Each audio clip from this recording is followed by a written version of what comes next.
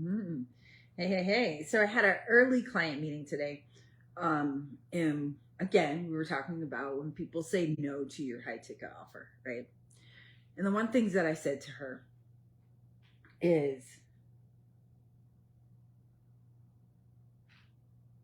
so many people are not implementers, especially in this online space, right? Um, and so the reason why she said no is not because of your script. It's not because of your call after listening to it, right?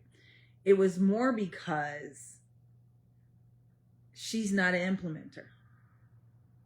And when those kind of people don't implement, then they have no problem throwing away a $200, a $300, a $500 deal. Because, look, you know what? Yes, I'll buy it, but I'm not going to implement it anyway, right? They have a harder time throwing away $10,000, even though, don't get me wrong, my client that we helped him, change the whole game for him.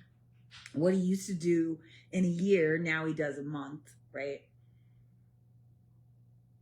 And with his $10,000 offer, we'd have people come into the program, do nothing. Hey, I did nothing for 12 weeks. I see that I don't have access anymore. Yeah, no. No, well, what can you do for me? Nothing. I can do nothing for you. There's no way to restart. No, your time started. You made the investment. Now it's over. And so people have such a hard time. My puppy just jumped up in front of me saying, "What are you doing?" It's like, I'm on Facebook Live.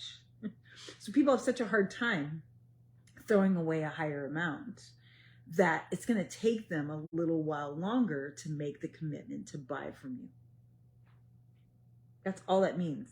Now, if in fact they end up not, it could be that you hadn't demonstrated your value, right? It could be that, there's a lot of different things, but this particular client, I already know that she demonstrated her value. She did what she had to do. This person had been on our list for quite a while, so they had seen all of the content.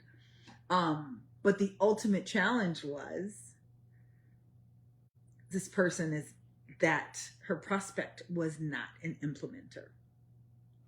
So stop taking in all of that yucky stuff when other people don't do what's best for them. That has nothing to do with you. It has more to do with them.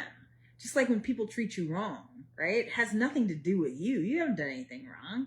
It's them and their inability to do the right thing, their inability to make better decisions, their inability to be just a nice fucking person. So when you are looking at your stats and of course, you're looking at your stats, right? You're looking at number of calls.